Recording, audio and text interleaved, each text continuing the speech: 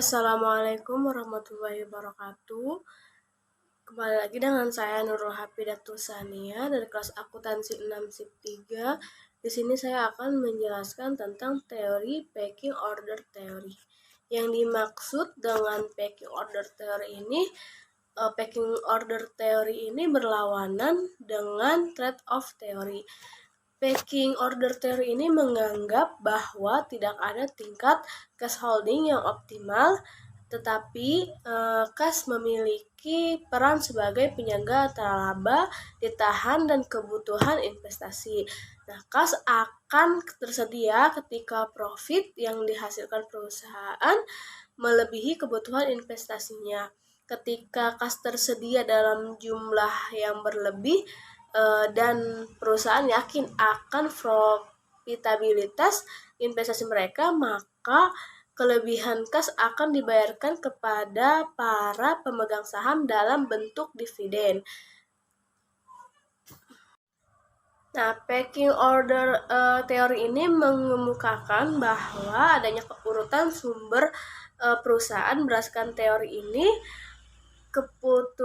ketika perusahaan membutuhkan dana untuk membiayai kesempatan investasinya dengan cara internal terlebih dahulu. Nah, jika keputusan untuk investasi tidak bisa didapat dari pendanaan internal, maka perusahaan akan menggunakan pendekatan eksternal dari utang sebagai sumber. Teori ini membuat perusahaan tidak mempunyai target kas optimal, sehingga perusahaan akan cenderung menyimpan sisa kas dari hasil kegiatan operasionalnya. Nah, teori packing order ini menjadi salah satu teori yang memiliki berkaitan dengan variabel dependen, yaitu cash holding.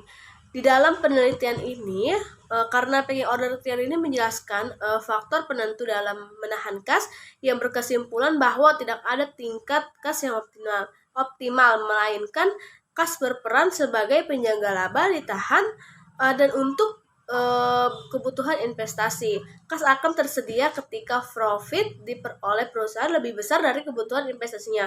Perusahaan yang memiliki kelebihan kas dan yakin akan profit dari investasi mereka akan membagikan kas tersebut pada pemegang saham dalam bentuk dividen. Selain dilihat melalui variabel dependent cash holding, teori packing order juga memiliki berkaitan pada variabel independen, yaitu cash flow. Perusahaan yang memiliki tingkat cash flow yang tinggi memiliki kas dalam jumlah yang besar. Hal ini dikarenakan perusahaan lebih menyukai pendanaan internal dibanding dengan pendanaan eksternal. Perusahaan yang mengalami peningkatan cash flow cenderung untuk menahan pendapatan mereka, mengumpulkan kas yang nantinya dapat mereka gunakan untuk mendanai investasi atau dimanfaatkan ketika terjadi financial distress. Nah, variabel independent capital expenditure juga memiliki berkaitan dengan teori packing order ini. Nah, menurut teori packing order, ada hubungan negatif antara capital expenditure dan kepemilikan kas karena capital expenditure ini dianggap sebagai arus kas keluar.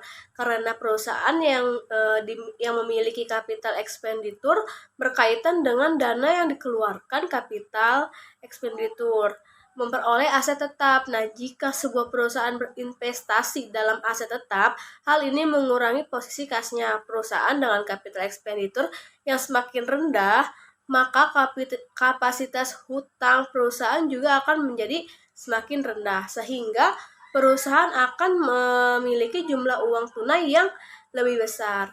Nah, cukup sekian penjelasan tentang teori packing order dari saya. Semoga bermanfaat. Wassalamualaikum warahmatullahi wabarakatuh.